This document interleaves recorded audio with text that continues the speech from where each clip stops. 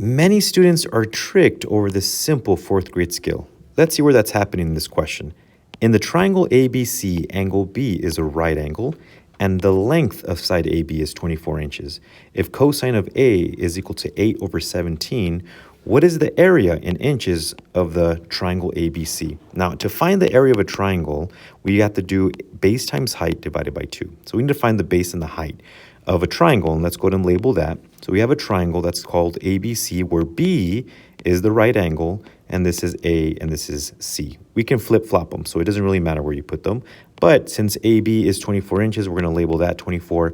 And we have a piece of our formula, which we have the height is 24 inches. And now we're looking for the base. So somehow we got to find that information with this piece of information. So what we know about this is that it's equal to adjacent over hypotenuse for another triangle. And that triangle is proportional to this triangle. So I'm going to label that ABC because they have the same angles. But here, since it's adjacent over hypotenuse, I know that 8 is the adjacent side to A, which is 8. And 17 represents the hypotenuse, which is here. So what we notice, since these are proportional, is that I can multiply this times 3 to get 24. Since that's the scale factor, I can multiply this times 3 to give me 51. However, I need the base here. So I want to find this side here. In order for me to do that, I'm going to do Pythagorean Theorem.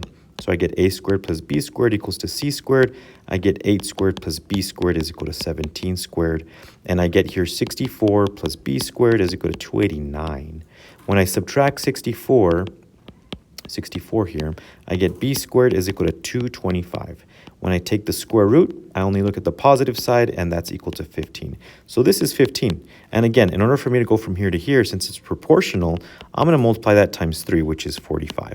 So my base is now 45. So rewriting this here, I get 45 times 24 over 2 is equal to 45 times 12, because I reduced that, and that's equal to 540.